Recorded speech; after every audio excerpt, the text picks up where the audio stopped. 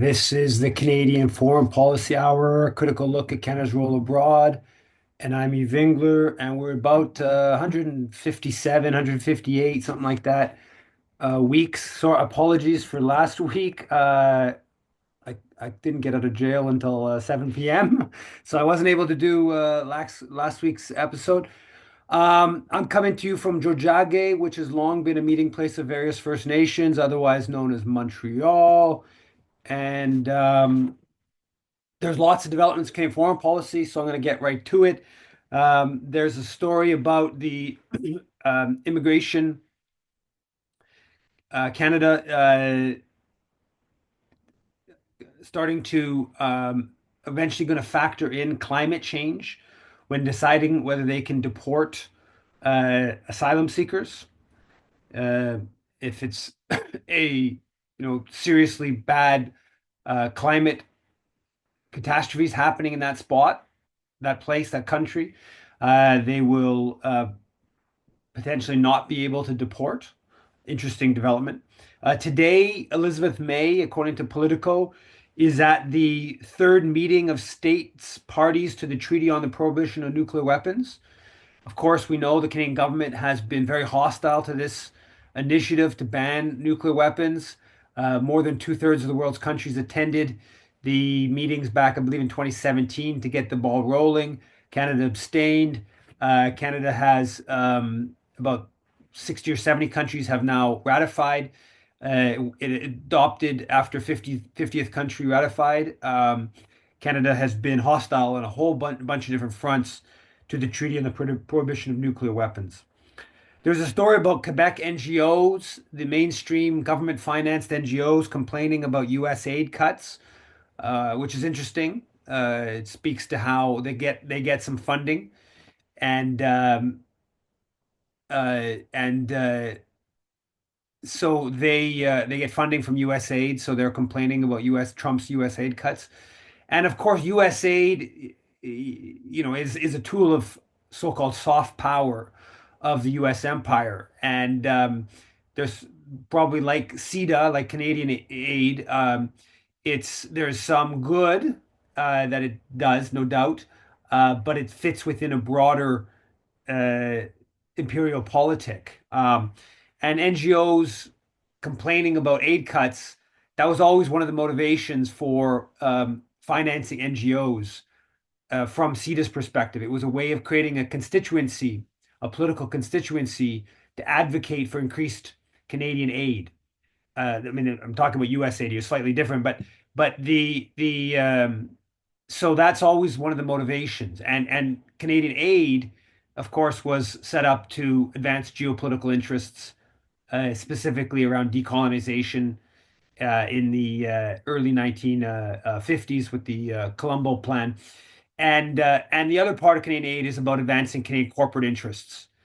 So NGOs, so-called NGOs, all the anti-war groups and the Palestine groups are actual NGOs, i.e., they're not government registered and not government funded. But the groups that we call NGOs, which are invariably government funded and government registered, they become advocates for the aid project, and we can get into that more about what Canadian aid is been about historically, but it's far more complicated than just the notion of assisting the world's poor. Uh, Today or tomorrow, there was a protest. I saw a press release around the Prospectors and Developers Association of Canada conference in Toronto.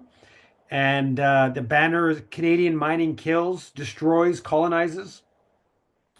And that Prospectors and Developers Association of Canada conference is the biggest mining conference in the world, and it takes place this week in Toronto. There was a story in the Financial Times, also picked up by Bloomberg. First Quantum is pushing a big long story in the Financial Times, like a 10,000 word story. Uh, First Quantum is pushing to restart its massive mine in Panama. That's been a huge controversy there. Canadian government has supported that. There's a piece that I read today. in Ricochet from Brandy Morin, who's done a three-part series about Canadian mining in Ecuador. And the one I read, the third part today, was about the people basically brutalized by the security services opposing Canadian mining company in Ecuador. Switching gears, Melanie Joly a couple days ago tweeted out Canada is deeply concerned by the deportation of 40 Uyghurs from Thailand to China, where they could face gross violation of human rights. This forced deportation is in flagrant disregard of international law, including human rights law. And I haven't followed the issue that closely, but there was Uyghur migrants, asylum seekers that have been in Thailand for quite a period, and they were a big, I guess, controversy around this, and they were deported unwillingly back to China, where they may or may not be mistreated. Now, this is a fairly obscure issue vis-a-vis Canada, and honestly, that language is probably as strong as Jolie's language on any of the innumerable different atrocities that Israel's committed in Gaza over the past 16 months. And it just shows how the down to like the simple word in a tweet, how calculated this is and how much it's in it's motivated by questions of empire, questions of power, questions of alliance, and the like. And I'm not, I as a general rule think that much more flexible immigration and certainly refugee politics is good all around the world, not just in Canada, but all countries should be much more accommodating in terms of people who've been who are fleeing persecution or the like. But so in that sense, not knowing all the details about what's happened in Thailand exactly, my inclination is to be supportive of the 40 Uyghurs to not being deported to China if they don't want to be. But it's just stunning to see how, first of all, why would Jolie even remark on this? She doesn't remark on all kinds of incredible crimes by the government in Israel that we're backing, let alone elsewhere in the world and all kinds of other things that are way more connected to Canada. Jolie also this week said that Ottawa is willing to discuss a request from Washington that Canada match U.S. tariffs on Chinese goods as part of a plan by the U.S. to create the Fortress North America. So Jolie is, saying we're going to concede to U.S. Power, Trump's desires, and we might follow in bringing in tariffs on China. Why a Canadian government that is being threatened, and Trump just announced today the tariffs are going to come in tomorrow, that why we would go along with the U.S. as they're bringing in big tariffs against Canada, and their tariff plan for China is remarkable. I think we should be reevaluating the 100% tariffs on electric vehicles that they agreed to a few months ago at the behest of Washington. I think all these kind of things should be put up in the, up a minimum for discussion. And in fact, we should be seeking out greater economic relations with China and other countries as a response to the U.S., but their framework is to follow along with Trump's threats and to concede on certainly in the anti-China arena to please the ugly American. This week, I think Navarro, a top Trump finance department figure, I believe, he said that there's talk about pushing Canada out of the Five Eyes intelligence sharing arrangement, which is the US, UK, New Zealand, Australia, and Canada. and it has its roots at the end of World War II, and it's a massive intelligence arrangement. Canada's principal contribution historically has been the Communication Security Establishment, which is sort of Canada's NSA, and the CSE had been under Department of National Defense. It was Now it's got a sort of quasi. I think it still has a connection to the Department of National Defense, but it's some degree of further independence. That's fairly recent. And I think this would be a great thing. This is obviously presented as a threat, and this would very much scare the Canadian political establishment and the military, and the it would go a big ways in undercutting Canada's relationship to the U.S. empire, and and uh, and the whole kind of the Five Eyes is very much a sort of white Anglo Saxon kind of European settler alliance. It's been a big part of the anti-China push. It's via the Five Eyes. The U.S. has pushed the anti-China kind of corralling Canada, the UK, and others anti-China. Um, I don't believe the U.S. is serious because I think that when it push comes to shove, Trump might have some ideas on this stuff, but the Pentagon, the NSA, and the maybe what we could call the deep state of the U.S. empire is not doesn't have Canada in the Five Eyes out of some benevolence, but because it's a strengthening of U.S. global power. And as I detailed in my Black Book of Canadian Foreign Policy and elsewhere, Canada's CSE has done important spying for the Americans. At the end of the Cold War, the Canadian embassy in Moscow was considered to be the principal. The signals intelligence coming out of the Canadian embassy was considered the leading signals intelligence on Moscow, on Russia at that time, because they had succeeded in sort of jamming the U.S. and the British embassies and some of their other spying apparatus. Similarly, the Canadian CSE has been important in spying on Cuba for the Americans, and a host of other um, areas historically. So it's not it's very unlikely the U.S. would do it, though I think I would celebrate it as part of breaking down of Canada's relationship to the U.S. empire. A poll came out a few days ago, a week ago, I think, a bit more maybe, saying that 27% of Canadians now view the U.S. as a quote enemy state, while 30% still consider the U.S. as an ally.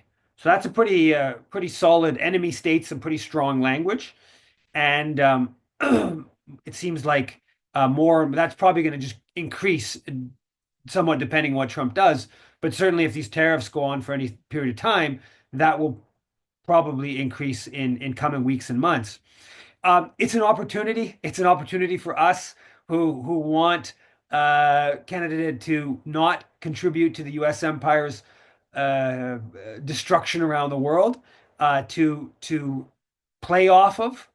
And unfortunately, you see bits of this, but you also see just how kind of pathetic the political apparatus is. So, for instance, on Tuesday, I went to a press conference that Jagmeet Singh, the leader of the NDP, was holding, and I asked him that in the context of the threats with Trump and the what the NDP would do in response to Trump's annexation, uh, tariffs, etc. And I said, in that context, would you reevaluate paying $20 billion, more than that over the life cycle, $20 billion to U.S. giant Lockheed Martin for the F-35 fighter jets? And Singh's response, you can see it on my Twitter and elsewhere.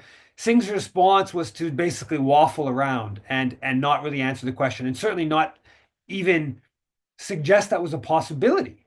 So Singh's not even really willing to say, I would consider ending the F-35 contract. Um, that actually, honestly, is quite remarkable that he wasn't unwilling to say that. And I should say that that was probably thought through to a certain extent because I ended up at the press conference early and I talked to his flack and she basically asked me what my questions were going to be and I told her so they had a 45-minute advance. He took my question. I have to say, it was. He treated me unlike the Rebel News reporter. He actually very clearly was willing to take a question from me, which I think is partly because I had told his flack, who I know from some time ago, the questions, but his response was really quite. I mean, how could that not be up for question if you're responding to Trump, you have to be willing to say we will end contracts with U.S. arms companies that Trump claims he's trying to push for. We're seeing a little bit of rhetoric about canceling the F-35. It's brewing. It's clearly brewing in some circles. The National Post had a piece, John Ivison, I think, about titled "Canceling F-35 Jets: A Poor Trade War Tactic." And he's basically trying to damp down what is apparently a discussion that's starting to circulate in some circles in Ottawa. Uh, I, of course, was opposed to the F-35, nothing to do with Donald Trump, as assume everyone here is, and I oppose, I think it would be preferable to buy the Swedish plane, but in both cases, of course, I don't think this is what we should be doing.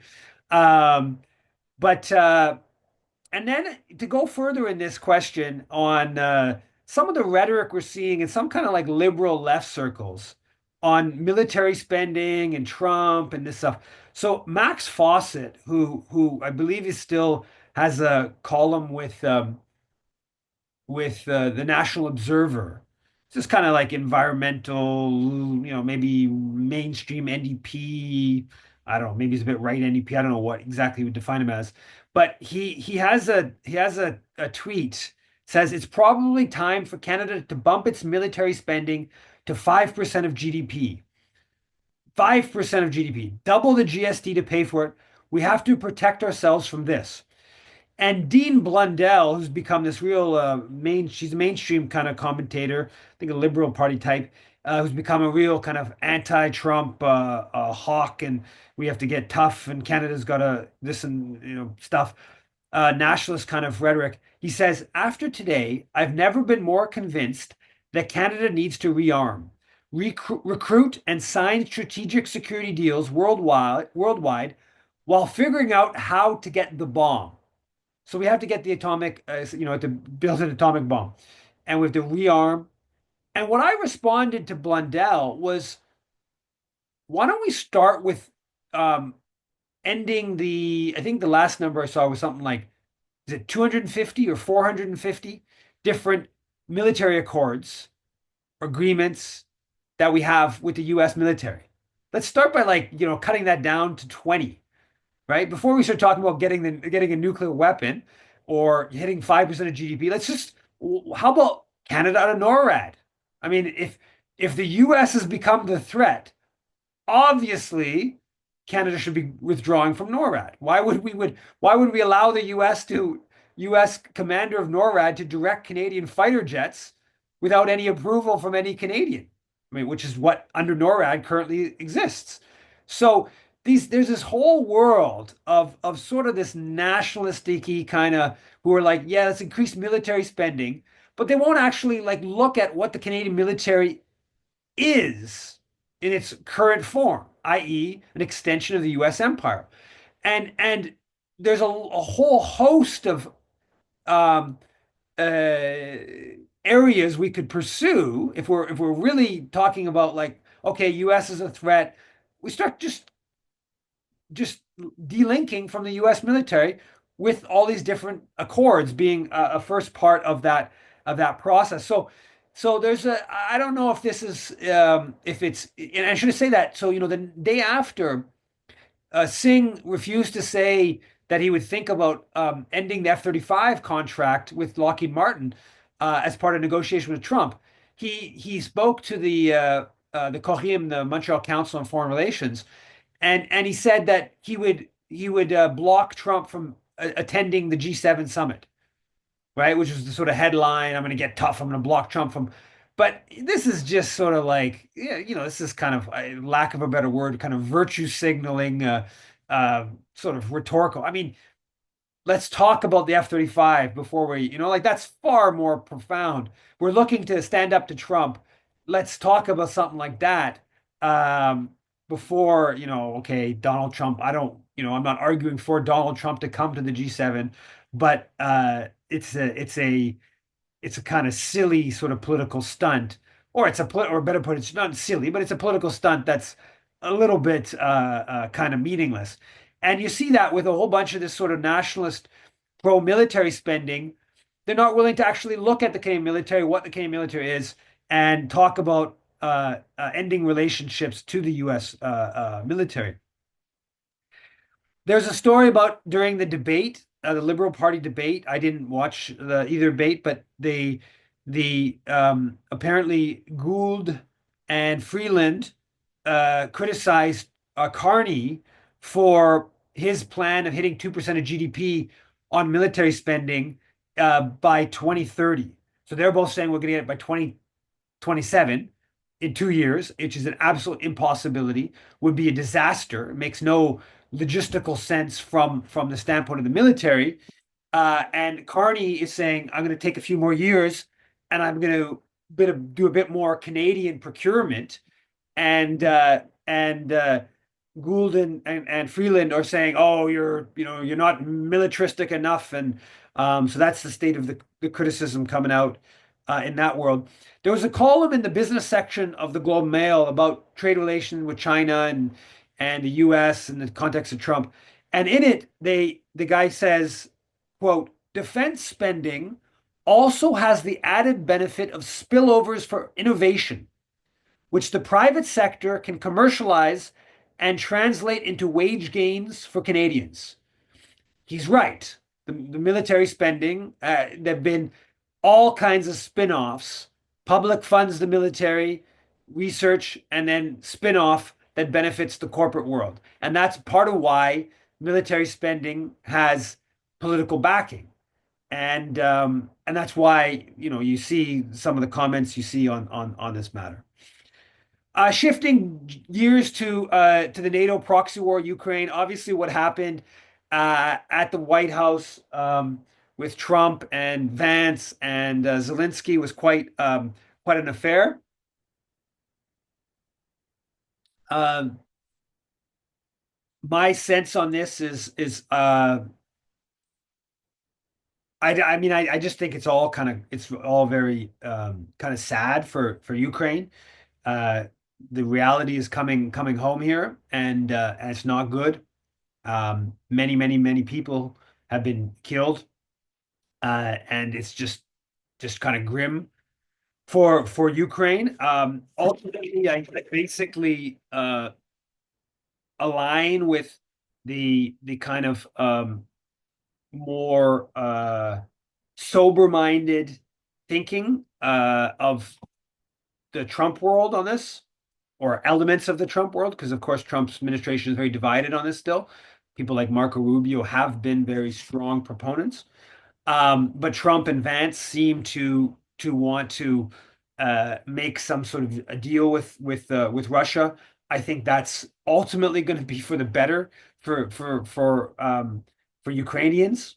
Though I don't see any positive situation for Ukrainians in this whole 3 year of war. But Trudeau's response to this. So before uh, he's he speaks to Trump, and he's pushing the U.S. to offer security guarantees, which in one form has U.S. providing air power for British and French troops in Ukraine, which is just another way of saying NATO going into a formal war with Russia.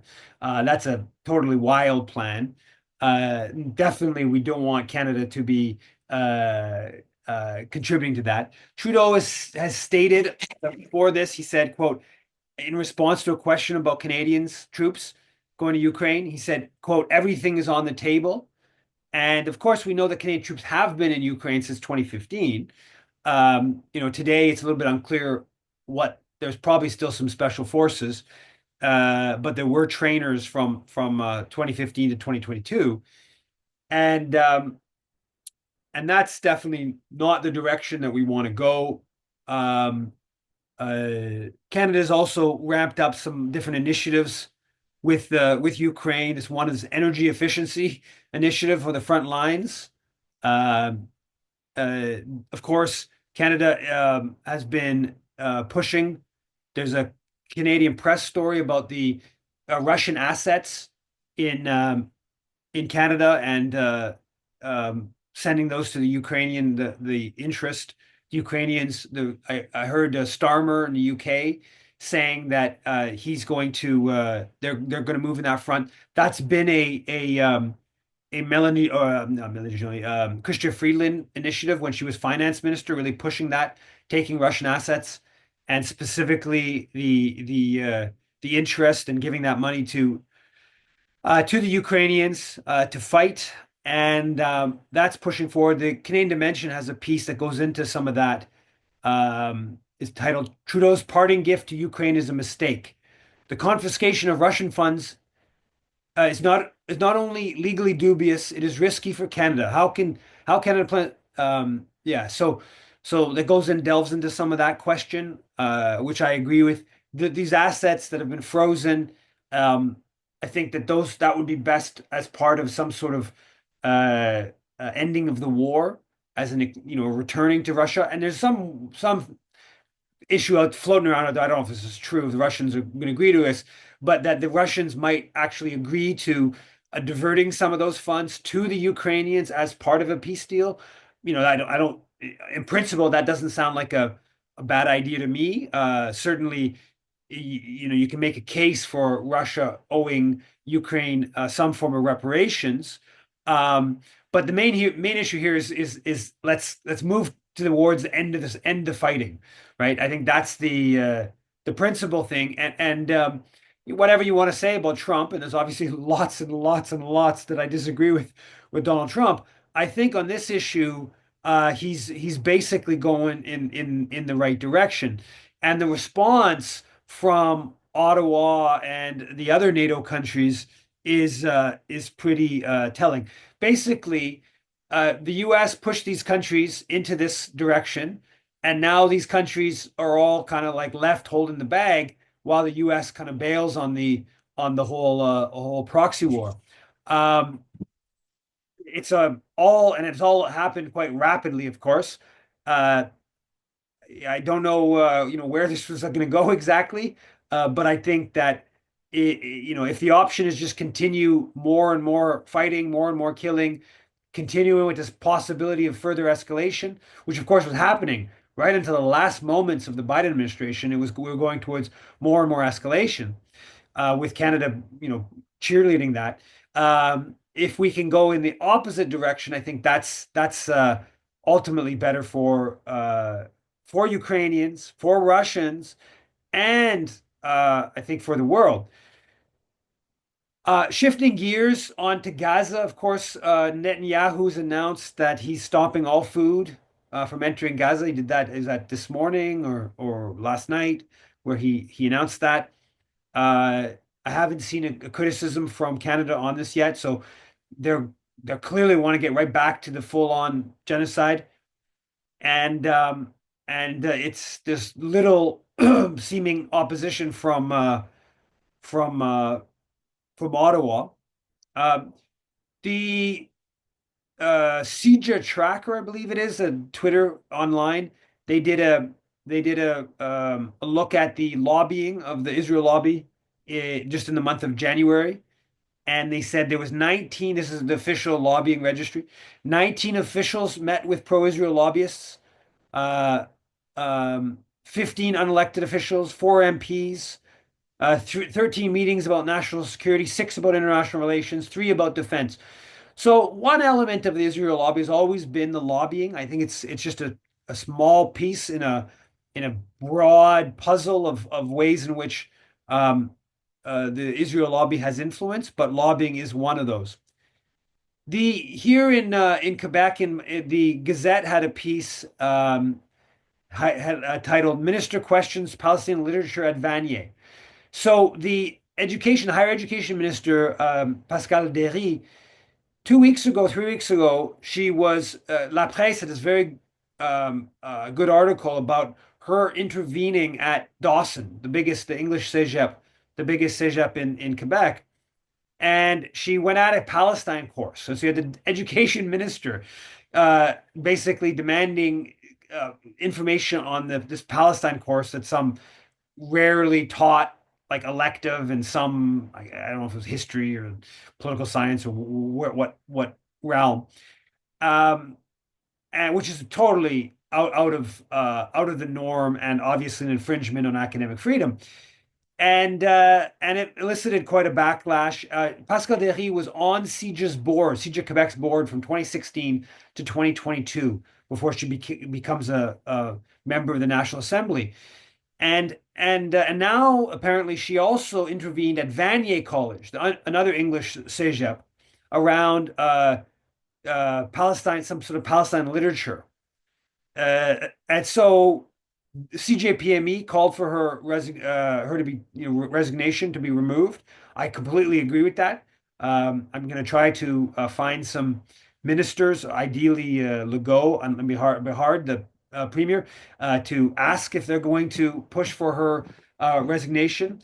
The professors union has pushed back on this. This is pretty flagrant, and this is all, again, this is a year and a bit into this horror show that Israel's been committing in Gaza.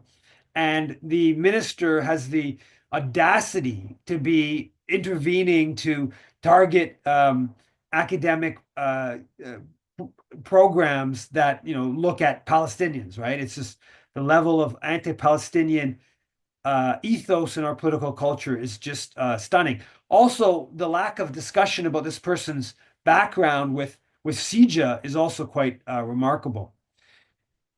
Uh, Davide Mastrice from the Maple posted a site uh, about I can't remember the Find My IDF, I think it's called, a website about it lists 85 Canadians, names and some information who fought in the Israeli military. We know there's many, many more than that, but this is just 85 individuals where there was public information about them fighting. And this website, I read the article. I actually haven't checked the website out because when I tried to check it, it was down. And apparently it was taken down by, it's not exactly clear, but it was an attack against the site. It was taken down for us. Apparently back up. I haven't checked it yet today. I saw an article from the Maple saying it's back up. It created quite a brouhaha. Some Israeli officials, minister, I believe, condemned it. The Israeli ambassador. There was a story in the National Post titled "Online List of Canadian Jews Who Served in Israeli Military Panned." Uh, and so there's quite a backlash to it. It's gotten lots of traction on X, on Twitter, and people should check it out. And of course, people should and they these individuals should be pursued for any violations of Canada's War Crimes and Crimes Against Humanity Act. There was the Stop Arab Hate X account has a quote from this statement by this Danielle Lieberman, Canadian woman, saying, quote, "Innocent civilians all need to be taken out," referring to Gaza. And just the open genocidal intent of many within Canada's Jewish community is quite remarkable. And this can be stated, and people, there's no investigation from the authorities about uh, uh, calls for genocide, which Canada's laws criminalize. On that note, so I got arrested last week. I guess almost 2 weeks ago now. Last Tuesday, I was called by the Montreal police investigator, uh, telling me that they were going to charge me. They wanted me to come in the next day because they want to charge me for harassing Dahlia Kurtz, who's a well-known uh, uh, anti-Palestinian influencer, former media personality. I think she still has some corporate media, maybe a radio program or something. I don't know, but she's got some corporate media background and a pretty big X following. And I've never threatened her. I've never emailed her, messaged her, never met her. She didn't even block me on Twitter, but she did this whole game about 6 or 7 months ago, kind of laying the groundwork for what she ended up doing, which is going to the cops and saying I was harassing her. And she made this statement on X suggesting that I was harassing her and she wanted me to stop. And but she didn't block me. So it was all a game. Obviously, I've heard that she's actually blocked others. So now the police opened the investigation, then closed the file, and decided it wasn't evidence to pursue with charges. Then Neil Oberman, a lawyer, a Montreal lawyer here, who's a Conservative Party candidate, then he sent a letter to the police, and they opened the file back up, and then they charged me. And Oberman at my bail hearing last Monday, he was there online on the screen, sitting in front of his Spiegel Hober or Spiegel something, his law firm. So he's there wanting, I presume he was trying to communicate this, wanting to sort of show that his law firm is paying attention. Um, to the case. I won the bail hearing conditions, which was they were trying to restrict my ability to mention Dahlia Kurtz's name, effectively talk about the charges against me. And I won that after spending 4 nights and 5 days in jail. Now, the day after this police officer called me, the another I wrote about it later that day, and then another a police officer called me, different investigator called me the next day and saying, because I'd written about it, because a couple thousand people had emailed the police investigator saying to drop the charges against me, they were now bringing in 4 new charges for me against me for harassing the police. It was all pretty bizarre affair.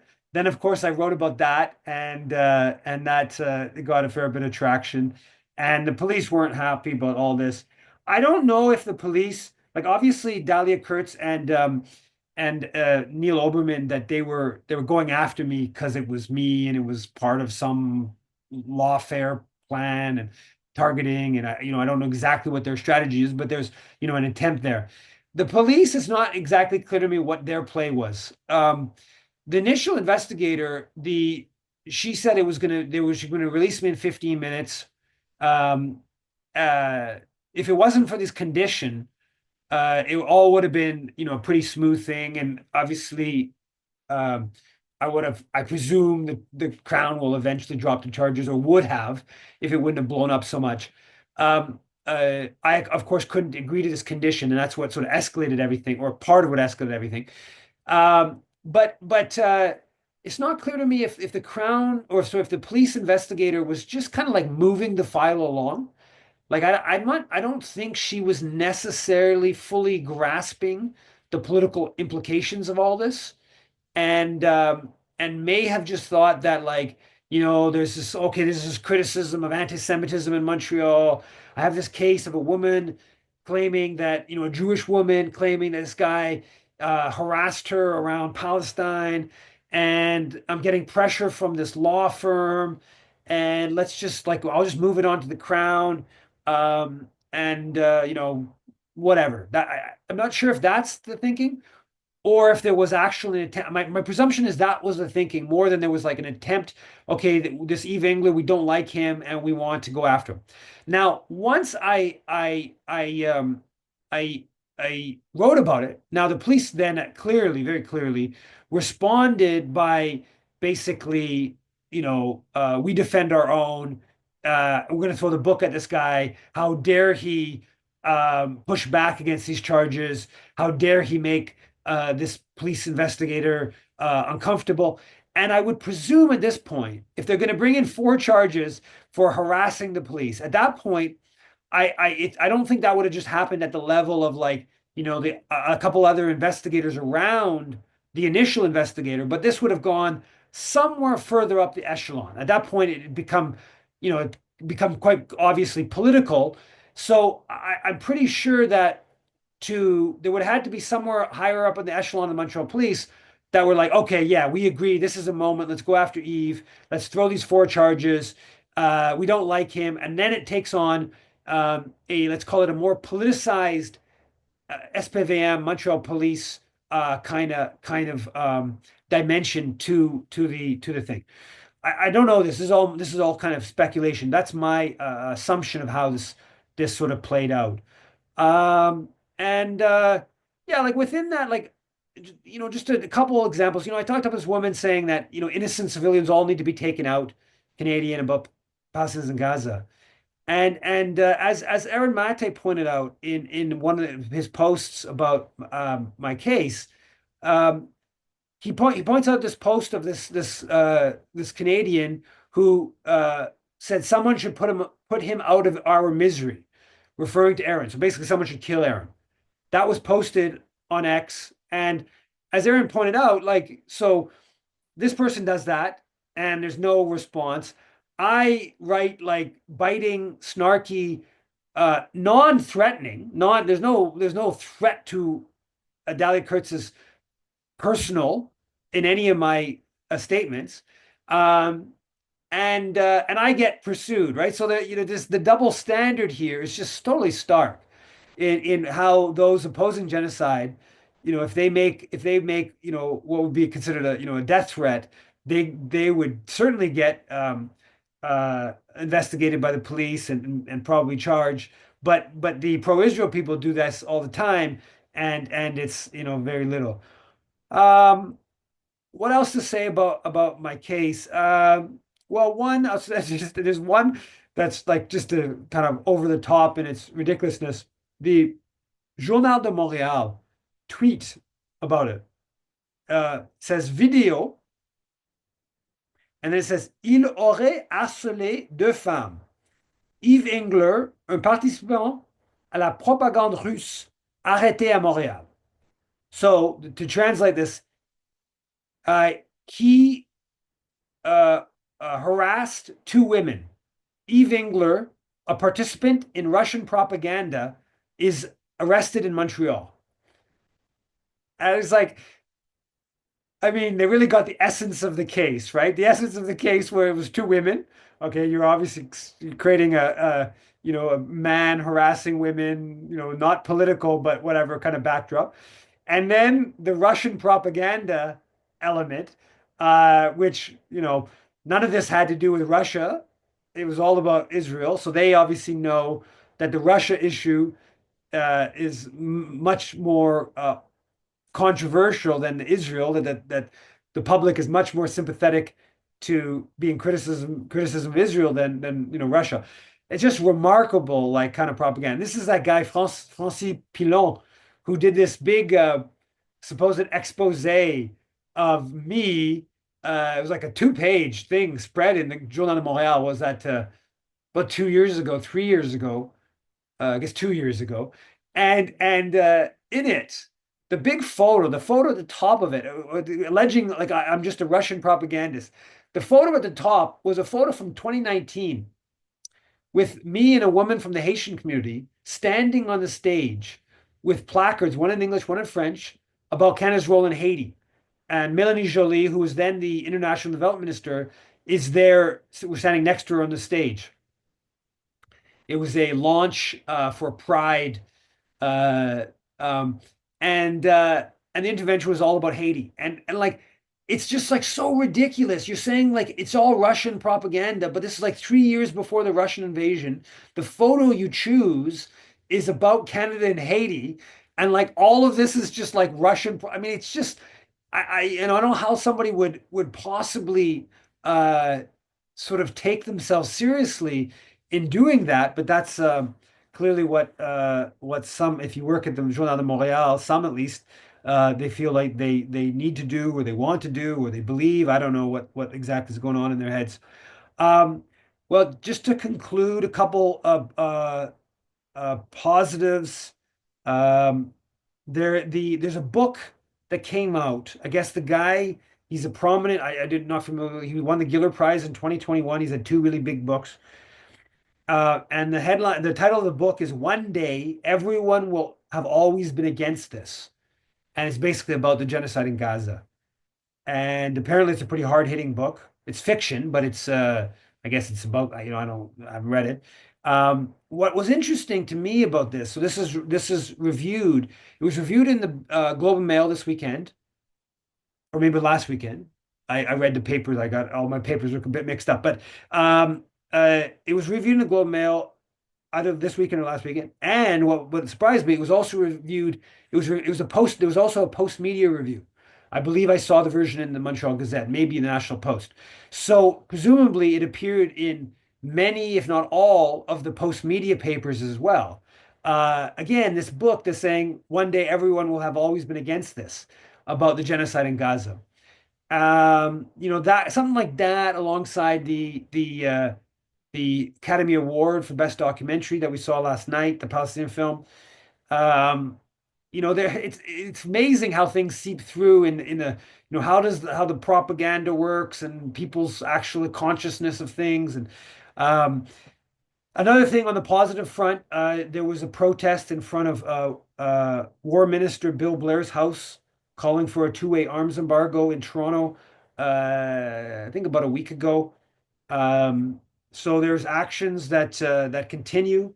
I saw an action in Sudbury at Indigo, talking about charities and Indigo. I saw that posted today. Actions continue across the country. I'll leave it at that. And if people have comments and questions, go ahead, and I'll make Laura a co-host. Uh,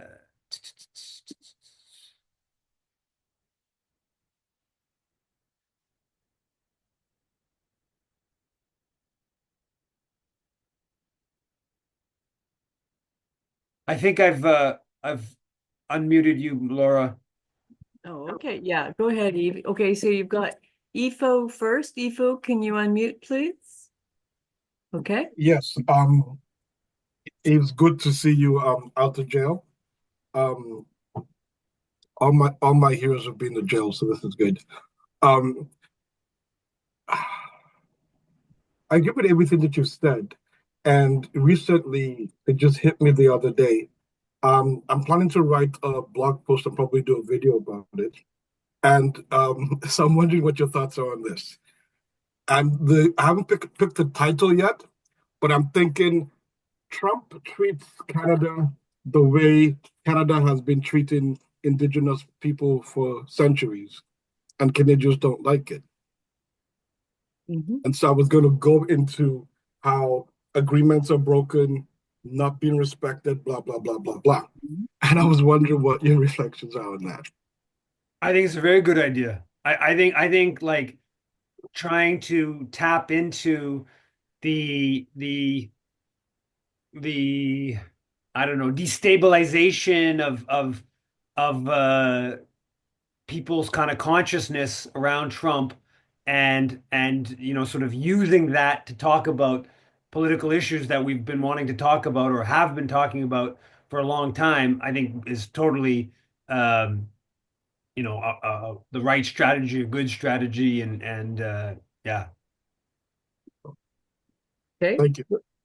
Go ahead, Yuri. Can you unmute, please? Okay, go ahead, Yuri. Yuri, did you unmute? Yes. Okay. First, thanks, Laura and Eve. Yeah, I'm on me. Can everyone hear me? Yeah, yeah, we hear you, Can, Yuri. can everyone hear me? Yeah, yes. Okay, Mhm. good. Okay. Thanks, Laura and Eve. It is great two kind of cutting questions. in and out though, My Yuri. You're hero Frank cutting. Zappa, he was. How about now? Is everything okay now? Yeah. Everything okay now? Yes, yes. Okay, good. Okay, so two things, Eve. First off, now my hero Hmm. I think Zappa, he was in he authoritarian. Has your short stint, has that made you even more anti-authoritarian when it comes seeing a brief glimpse into in nations, and actually, yeah, unfortunately you're response to that really before I get cutting. to my second point. Actually, I'm curious. You cut out a bunch. I'll try to respond to what I thought I heard. You cut out kind of like half it. In terms of the Yeah. authoritarian stuff, I mean, yeah, my Yeah, reaction is definitely to I mean like the just the conditions thing. That's not something that was on my radar. Understanding how much of a bail conditions kind of game that the police and crown can play. I mean I knew this a little bit, and actually my initial concern when I talked to John Philpott, my lawyer, about the conditions they were going to bring against me was a condition around keeping the peace. Because once you have that condition, when I go to those press conferences, some situation, a police officer could make a case I'm not keeping the peace, and then I breach my conditions, and you get it going in a whole system. So that was my initial concern. It wasn't a condition around not being able to talk about the case.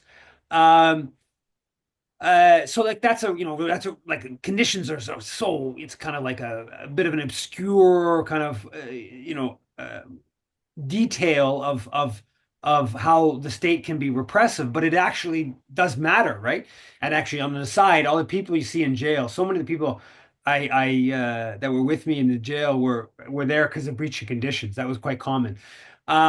So it is really a spiral. You get caught and I remember that 20 years ago when I was in jail for 4 or 5 days for the Haiti related stuff. And yeah, so I mean, you definitely see. I mean, I don't. The politics of prisons is not something that I've spent much time reading about or thinking about. When you're there, you see kind of the dynamic and so many elements of it that are so messed up and bizarre and dehumanizing and da da da. In terms of anti-authoritarian, I mean, I think it also I definitely want to respond and push back to Dahlia Kurtz and Oberman and this whole lawfare game, right? Dahlia Kurtz has gone after Senator Wu, who defended me, so she did yeah. an ethics complaint. It's just outrageous. This is like, and I should say they've gone after others. Like they're not, it's not public information yet. I mean, it might be coming in a little bit. Others related to my case, they've gone after, and it's just like. It's just their hostility to free speech and freedom of expression and assembly. I mean, they're deeply authoritarian forces, and the Israel lobby is deeply authoritarian.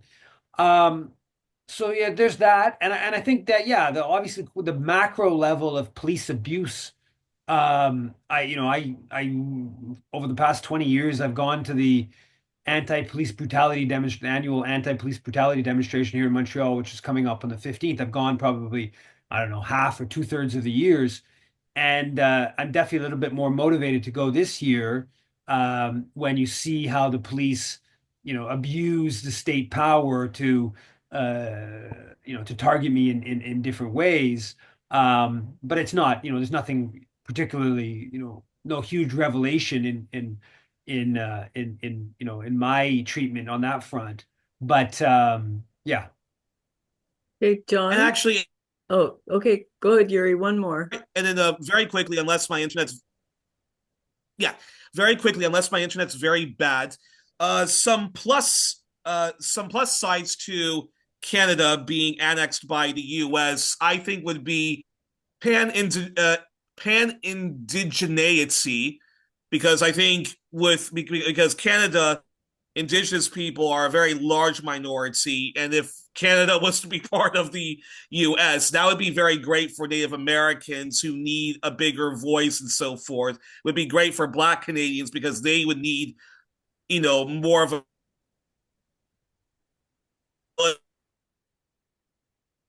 Hmm. Yeah, you're Yeah, really I cutting caught out, the first part. Yuri. I caught the first part. Black left movement, and I think for yeah. Well, yeah, I mean that's an interesting question. I think on the indigenous front, my reading of things is I'm seeing the indigenous activists and kind of voices I'm seeing are all quite hostile to the to Trump stuff. They see this, and I mean, I think they're also hostile to some of the how some of the Canadian sovereignty framing gets put. Like that indigenous First Nations get erased from the discussion.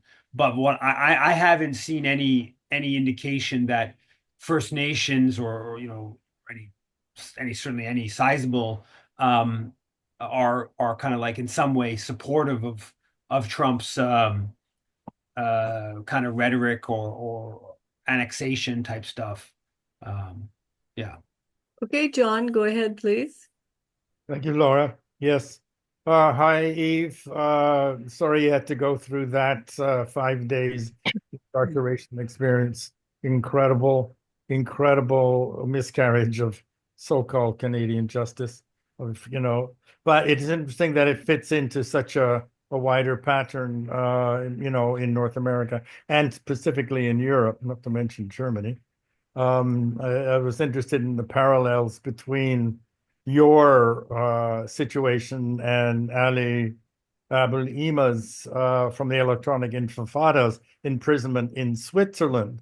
When he was arrested and thrown in jail, the police tried to throw it out, but there was intervention by a prominent Israeli supporter politician who intervened and basically forced the police to open up the case again and imprisoned him. So the parallels were quite interesting with yours.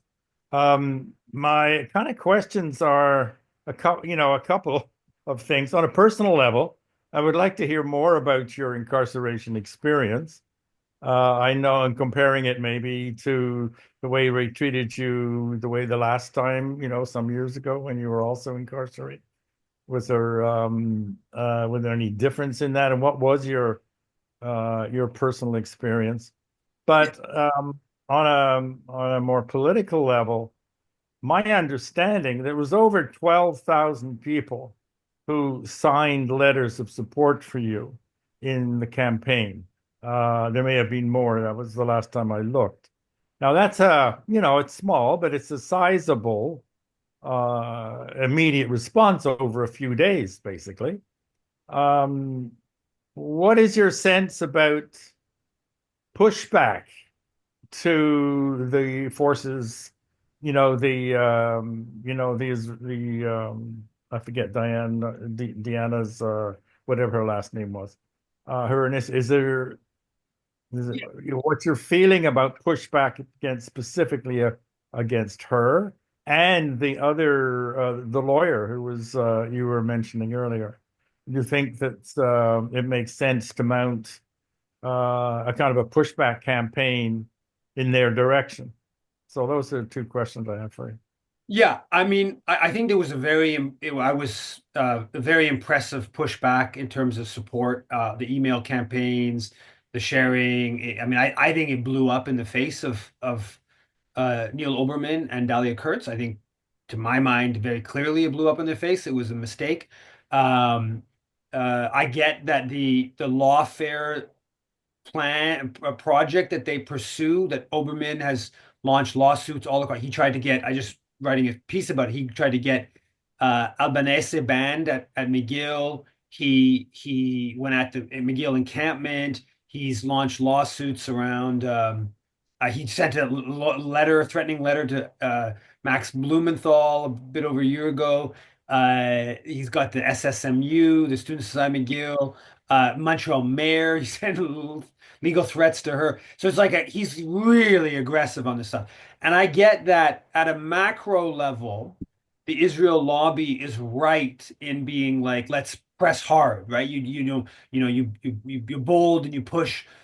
Now, within that though, I think you got to be a bit discerning, and I think to me, uh, they made a mistake in how they went at me. Because first of all, we ended up winning in the narrow in the conditions, so it is I did get a small win.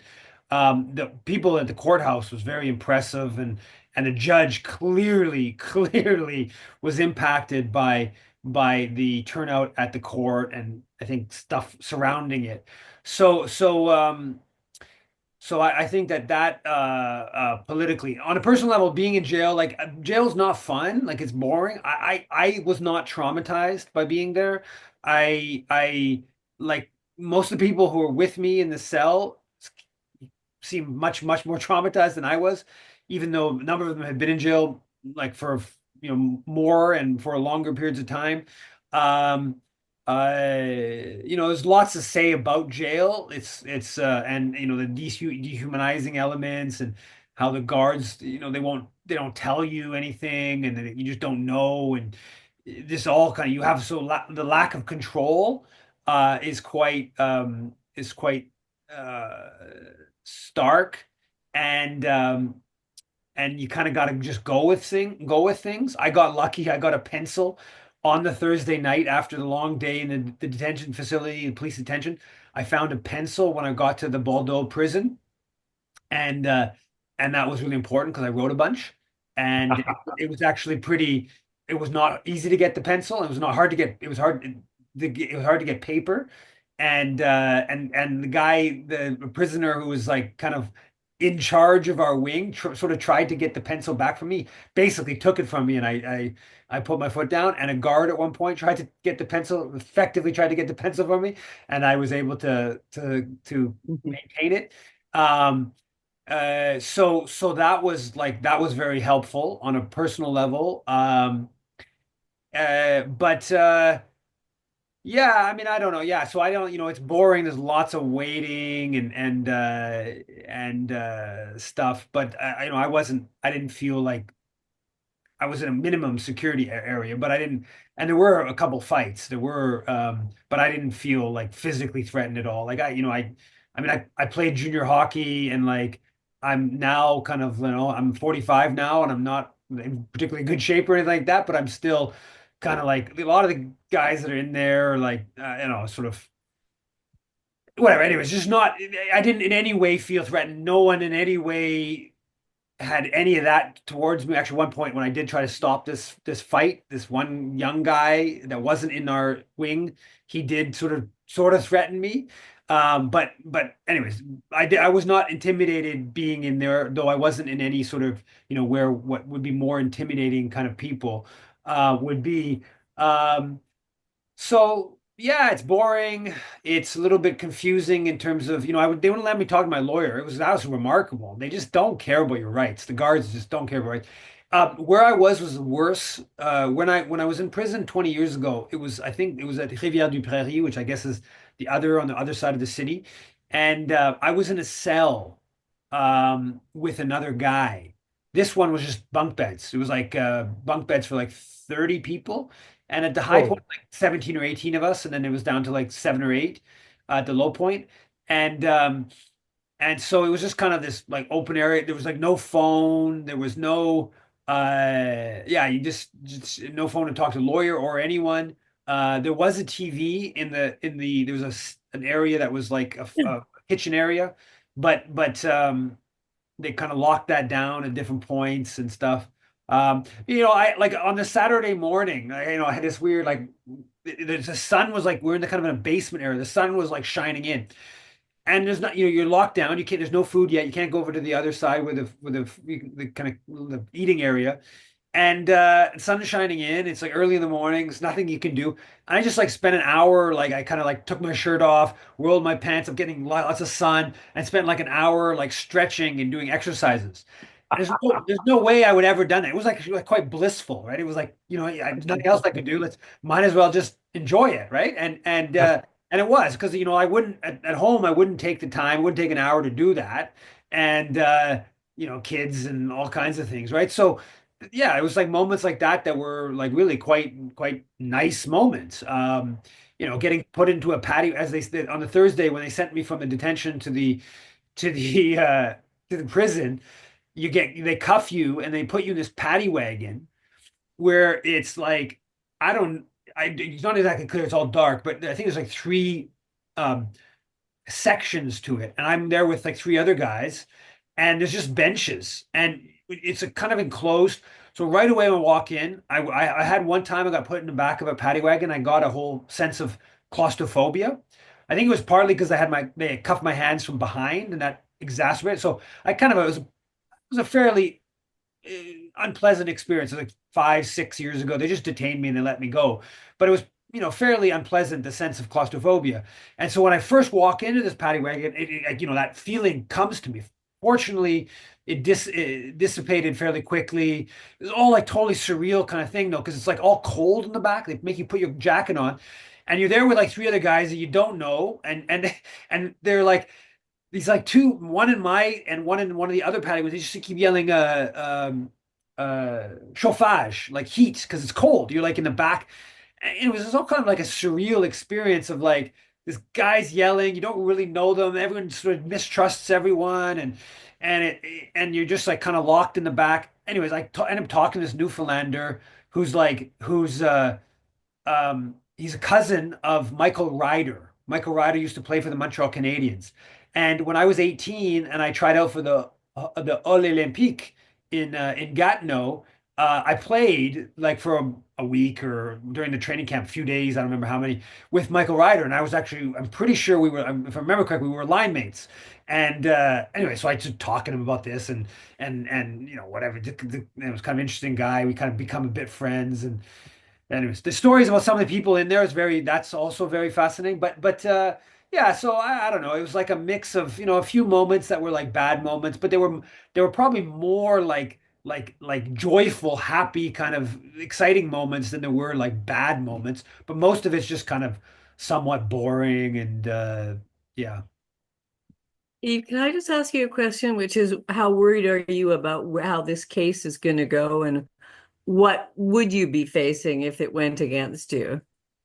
I don't know. I kind of felt like the crown would eventually just drop it all. I don't think they're gonna drop it all because like it would really look bad now if you hold me in jail for 5 days over this condition, and then you were like, oh yeah, well the whole case doesn't matter, right? You'd be like, what? Right? So you would assume that they would kind of like, okay, well we don't do that just because it's gonna look too bad. Um, I don't know. I don't think that like even if I was found guilty, I don't think I would necessarily. I think 5 days in jail is already I've already done the time, right? So, like John lawyer was saying, probably like some probation or something. Uh, so I don't know. I mean, I'm not really like I mean it just all seems like a joke. I think once the judge looks at it, it's going to be like what he made snarky pro-Palestinian comments. I mean, okay, and then he wrote an article, and there was a letter campaign to the police. Like that's harassment? Like what are we talking about? So that's my assumption, but who knows? I mean, there's the legal system is not, there's all kinds of ways of injustice prevailing. But that's sort of my assumption. But we want to get it going. Like the John's already asked the Crown to appoint a prosecutor so we can get the whole thing going. I should say, like once we got to the judge, okay, on the bail stuff, the judge didn't even hear our defense. The judge decided that the Crown basically had to withdraw its attempt to stop me from being able to mention Dahlia Kurtz's name before we even got to our defense, right? Because it just once you started thinking about it, as the Crown's making their argument for it, the judge is like thinking this through and kind of being like, yeah, like how can he not be able to mention her name, effectively mention the case? Because like, I mean, if you start thinking that through, like what that all means, right? It's just like so obviously massive infringement on free speech rights. And so I don't know. I mean, my assumption is it's all going to get thrown out, but who knows? I mean, if for some weird reason I ended up spending a month in jail for this, like, I mean, I don't want